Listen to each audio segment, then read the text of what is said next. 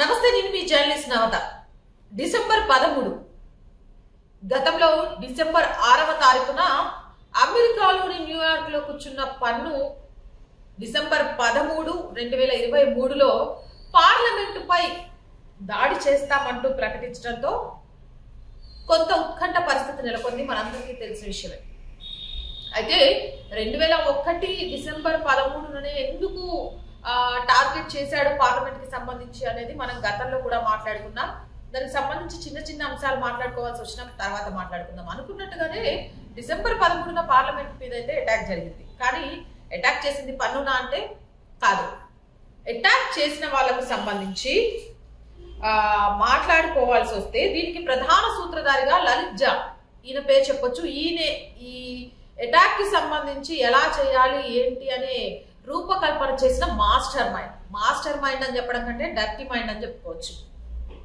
ఇక ఈయన నిన్నగాక మొన్న ఢిల్లీలోని కర్తవ్య బాగ్ పోలీస్ స్టేషన్ లో సరెండర్ అయ్యాడు. నేనే దీనికి సంబంధించి మొత్తం ప్లాన్ చేసింది అని చెప్పాడు.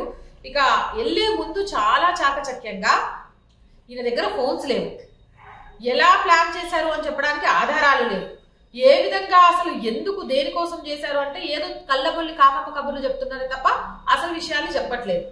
ఓళ్లతో సహా ఆధారాలన్నింటినీ ధ్వంసం చేసి అప్పుడు వెళ్ళి పోలీసులకు సరెండర్ అయ్యి దీనికి సంబంధించిన డర్టీ మైండ్ ఉన్నోడిని నేనే అంటే వాళ్ళు మాస్టర్ మైండ్ అని చెప్పుకుంటున్నారు. కానీ తిన్న చోట ఉన్న భూమిని కాపాడుతున్న దేశాన్ని భయభ్రాంతులకు గురి చేయాలని చూసేవాళ్ళు నా దృష్టిలో డర్టీ మైండ్స్ తో సమానం. కాబట్టి నేను డర్టీ మైండ్ అని చెప్తా, మాస్టర్ మైండ్ అని మాత్రం అసలు చెప్పాను. సో ఆ డర్టీ మైండ్ సెట్ ఉన్న వాడిని నేనే అనుకుంటూ వెళ్ళి పోలీస్ స్టేషన్ లో సరెండర్ అయ్యాడట. ఇక ఈయన కింద యూఏపీఏ చట్టం కింద కేసు ఫైల్ చేసి ఈయనను విచారణ చేస్తున్నారట. విచారణ జరుగుతోంది. అయితే లలిత్ జాతో పాటు సాగర్ శర్మ, మనోరంజన్, అమూల్ షిండే, అలాగే నీలం వర్మ, విక్రమ్. ఈ విక్రమ్ ఎవరు అంటే వీళ్ళింట్లో కూర్చొని మాట్లాడే వాళ్ళు కాబట్టి వీళ్ళింట్లో రెండుకుండే వాళ్ళు. మొత్తానికి ఈయన మీద కూడా కేసు ఫైల్ అయింది. వీళ్ళంతా కూడా ఒక ఫ్యాన్ పేజ్ ఏదైతే ఉందో షహీద్ భగత్ సింగ్ అంటే భగత్ సింగ్ ఫ్యాన్ పేజ్ లో వీళ్ళంతా ఫాలోవర్స్ అట. అసలు భగత్ సింగ్ దేనికోసం పోరాటం చేశాడు, భగత్ సింగ్ ఆశయం ఏంటి, అసలు భగత్ సింగ్ ఫ్యాన్ పేజ్ అని పెట్టుకొని ఇలాంటి దుర్మార్గపు చర్యలు చేస్తున్న వీళ్ళని ఏమనాలో నాకు అర్థం కావట్లేదు. చెప్పేవన్నీ శ్రీరంగ నీతులు, చేసేవన్నీ ఇంకేదో అని ఒక సామెత ఉంటుంది చూడు, అట్లుంది వీళ్ళ పని. బ్రిటిష్ వారి చెర నుంచి భారతదేశాన్ని రక్షించడానికి ఒక పక్కా ప్లాన్ ప్రకారంతో దాడి చేసి నలుగురికి మేలు జరగడానికి, దేశానికి స్వతంత్రం రావడానికి నా ప్రాణం పోయినా పర్వాలేదు అనుకునే భగత్ సింగ్ ఎక్కడ భారతదేశంలోనే ఉంటూ భారతదేశ పథకాలను అనుభవిస్తూ భారతదేశంలో జీతాలు తీసుకుంటూ భారతదేశంలోని పంట పండించే ధాన్యాన్ని తినుకుంటూ భారతదేశంలో అన్ని హక్కులను పొందుకుంటూ ఏదో జరగలేదు ఏదో చేయలేదని చిన్న చిన్న కారణాలను చూపించి భగత్ సింగ్ వారసులం అనుకుంటూ పార్లమెంట్ మీద దాడి చేసే వీళ్ళెక్కడ?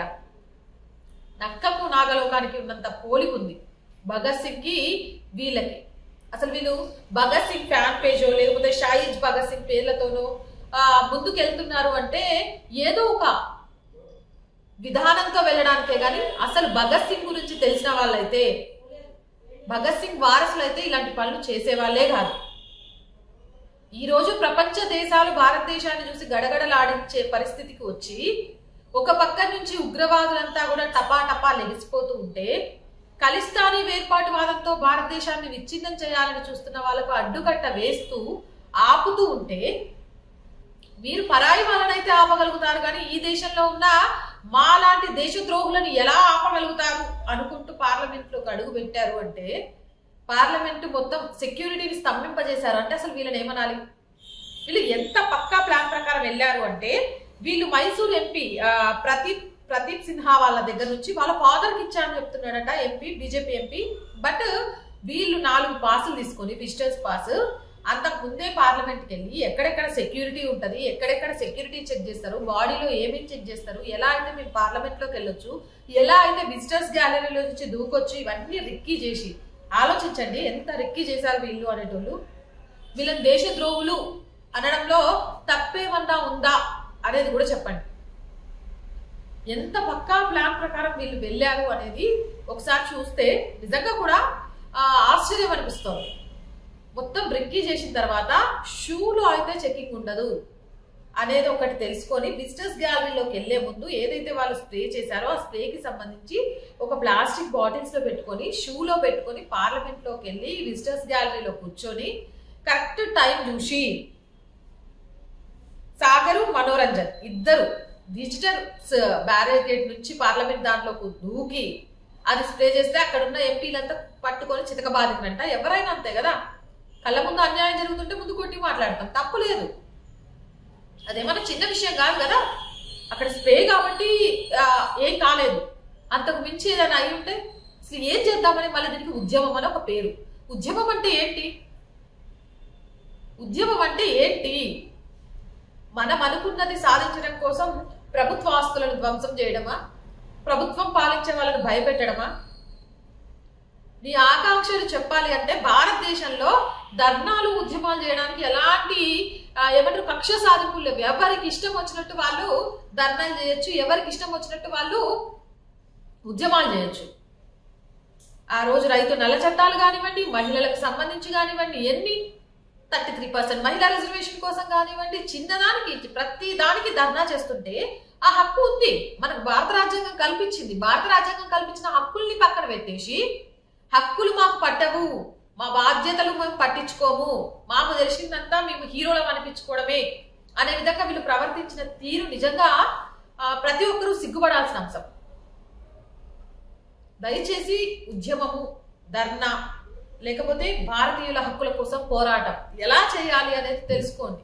పోరాటం పేరుతోటి మానవ హోమాన్ని సృష్టించి ఆ సృష్టించిన మానవ హోమం మా పోరాటం కోసమే అని చెప్పుకోకండి.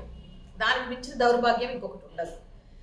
ఇక సాగర్ మనోరంజన్ ఇద్దరు విజిటర్స్ బ్యారికేడ్ లోకి దూకి సినిస్టర్ స్ప్రే చేస్తుంటే నీలం దేహి, అమూల్ షా పాండే నినాదాలు చేశారట, తాన్షాహి రాజ్యం నశించాలి అని.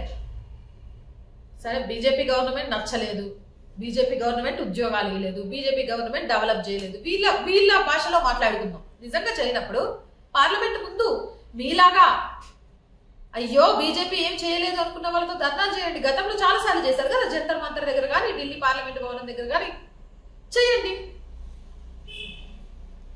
దేశం మనకు చేయలేదు, దేశాన్ని ప్రభుత్వం మనకు ఏం చేయలేదు అన్నప్పుడు దేశానికి మనమేం చేస్తున్నాం? ఉగ్రవాదులకు అదే మీరు మా దేశాన్ని ఏం చేయలేరు కానీ మేము తలుచుకుంటే ఈ దేశంలో ఉన్న వాళ్ళే మా దేశాన్ని విడగొట్టడానికి, మా దేశాన్ని ఆగం చేయడానికి సిద్ధంగా ఉంటామని చూపించడానిక అది ఉద్యమం అనే పేరా? మీరేం చేస్తున్నారు? అసలు ఈ రోజు డిసెంబర్ 13న గనక ఏదైనా చిన్న సంఘటన జరగని అది పరాయి దేశాలకు భారతదేశాన్ని వీక్నెస్ గా చూపించినట్టు అవుతుంది అని ఆలోచన లేకుండా గొప్ప హీరోలుగా మేము చేసినామని దీనికోసం ఒక పేజ్ ఏమంటారు భగత్ సింగ్ ఫ్యాన్ పేజ్ లో కలుసుకొని ఆయన పేరును భ్రష్టు పట్టిస్తూ ఆయనకున్న విలువను తీసేస్తూ వీళ్ళు చేసిన పనిని ఏ విధంగా మాట్లాడుకోవాలి? అయితే డిసెంబర్ 6న పండు వార్నింగ్ ఇచ్చాడు, మనందరికీ తెలిసిందే. ఎందుకు అని అంటే డిసెంబర్ 13 చేస్తాడు అంటే గతంలో కూడా చెప్పాను నేను, ఐఎస్ఐ ఫండ్ చేసిన జేఈఎం ఐయుటి రెండు కలిపి ఏదైతే పార్లమెంట్ లో గతంలో అలజడి సృష్టించాడో ఆ అలజడిని మళ్ళీ 22 ఏళ్ల తర్వాత మళ్ళీ అదే రోజు సృష్టించడానికి ఎందుకు సిద్ధమయ్యారనేది కూడా గతంలో మనం చెప్పుకున్నాం. అయితే వీళ్ళు ఆ డిసెంబర్ 13ని ఎంచుకోవడానికి మెయిన్ రీజన్ ఏంటి అనేది మాట్లాడుకోవాల్సి వస్తే, ఎవరైతే గతంలో 2001కి సంబంధించి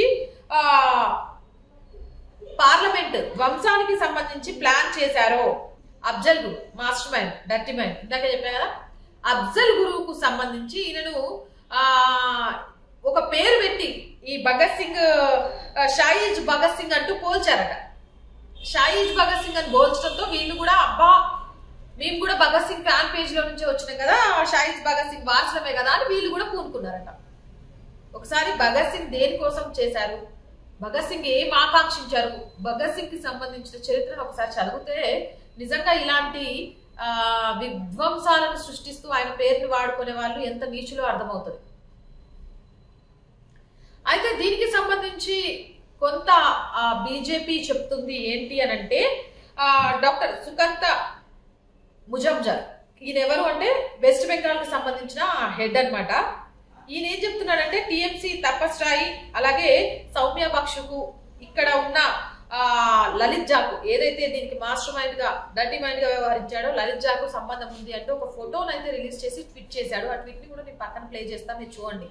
అంటే టీఎంసీ మీద ఇలాంటి అభియోగం రాగానే అంటే ఏం జరగని ఎవరి మీద ఒక పార్టీ మీద అభియోగం చేస్తే సరిపోతుంది అంటే టీఎంసీ ఇలాంటివి పార్లమెంట్ లో ఏదో ఒక ఘర్షణ వాతావరణం నెలకొల్పడానికి ప్రయత్నం చేస్తుంది అని చెప్పడానికి గతంలో కూడా ఒక ఉదాహరణ ఉంది. ఏంటి అంటే టీఎంసీ పార్టీ ఎంపీ మోహిత్రా పార్లమెంట్ లో ప్రశ్నలు అడగడానికి గిఫ్ట్లు తీసుకున్నాను, కాస్ట్లీ పర్సన్ తీసుకున్నాను అంటూ ఆవిడే ఒప్పుకున్నారు. దాని మీద ఈవిని సస్పెండ్ కూడా చేశారు, మనందరికీ తెలిసిందే. సో ఇప్పుడు అక్కడ ఉన్న వాళ్ళు చెప్పేది ఏంటి అంటే ఈ ఎవరైతే మా ప్రధాన సూత్రధారి లలిత్ జా ఉన్నాడో ఆయనకు టీఎంసీతో కొన్ని సత్సంబంధాలు ఉన్నాయంటూ బీజేపీ అయితే ఆరోపణలు చేస్తోంది. దానికి సంబంధించి ఫోటో పెట్టడంతో పాటు ఒక ట్వీట్ కూడా చేశారు ఎవరు, సుకంతా ముజంజర్. ఇక ఇక్కడ దీని గురించి మాట్లాడుకోవాల్సి వస్తే స్పీకర్ ఓం బిర్లా అయితే గట్టిగానే రియాక్ట్ అయ్యారు. దీనికి సంబంధించి ఖచ్చితంగా హై లెవెల్లో కూడా ఎంక్వైరీ చేయాల్సిన అవసరం ఉందని. ఇక ప్రతిపక్షాలు యాజ్ యూజువల్ గా హోమ్ మినిస్టర్ అమిత్ షా వైఫల్యం వరకు జరిగింది అని చెప్తే స్పీకర్ దీన్ని ఒకరి వైఫల్యం అని వేయడం కాదు, అసలు కారణాలు ఏంటి అని తెలుసుకోవాలి, ప్రతిపక్షాలు దీని గురించి ఎంత తక్కువ మాట్లాడితే అంత మంచిది, ఇలాంటి సంఘటనలు గొప్పగా చెప్పుకోవాల్సిన అవసరం లేదు అంటూ కూడా సర్ది చెప్పే ప్రయత్నం చేశారు. ఇక వీళ్ళందరికీ మళ్ళీ పన్ను తెలుసు కదా, అమెరికాలో ఎక్కడో న్యూయార్క్ లో ఉండుకుంటూ భారతదేశాన్ని అడ్జేస్తా ఇచ్చేస్తా అని చెప్తాడు, కానీ భారతదేశాన్ని అడ్జేసి ఇచ్చేసి అంత సత్తా ఇప్పుడు ఎప్పటికీ లేదు. ఎక్కడో అక్కడ కట్టుదిట్టంగా జరిగిపోతూనే ఉన్నాయి. పన్ను చెప్పిండట అవసరమైతే 10 లక్షలు నేను రిలీజ్ చేస్తా, ఈ ఎవరైతే ఈ 5గురు ఉన్నారో వీళ్ళకు సంబంధించి మొత్తం చట్టపరంగా ఎదుర్కొనే చర్యలకు సంబంధించి లీగల్ ఫీజులు కానీ లీగల్ అసిస్టెన్స్ కానీ మిగతా అన్ని నేనే చూసుకుంటా అని చెప్పిండట. అంతేకాదు వీళ్ళని చాలా గొప్ప వాళ్ళు అన్నట్టు రెబల్స్ క్రాంతికారులు అని ముచ్చట్లు చెప్పిండట. అంతే కదా, ఎప్పుడు భారతదేశం విచ్ఛిన్నం అవుతుందా, ఆ విచ్ఛిన్నమైన దగ్గర ఒక రాజ్య స్థాపన చేయొచ్చా అని ఎదురు చూసే వాళ్ళకు మన దేశంలో ఉండే పోరగాళ్ళకి ఇట్లా చేస్తే సందు దొరికినట్టే కదా, ఇక వాళ్ళు సందు చూసుకొని రెచ్చిపోతారు. జోగి జోగి రాసుకుంటే బూడిద రాలుద్ది అన్నట్టు వాళ్ళు వీళ్ళు రాసుకుంటే ఏం రాలుద్ది. ఇగో ఇట్లాంటి క్రాంతికారులు ఉద్యమకారులు రెబల్స్ అనే పేర్లు తప్ప ఏవి కాదు. అంతేకాదు ఇంకో మాట కూడా అన్నాడట, ఖలిస్తానీ రెఫరెండం తీసుకొస్తా త్వరలోనే, ఆ ఖలిస్తానీ రెఫరెండం ద్వారా భారతదేశాన్ని షేక్ చేస్తా అని కూడా మాట్లాడిండట, పార్లమెంట్ షేక్ చేస్తా అని కూడా మాట్లాడిండట.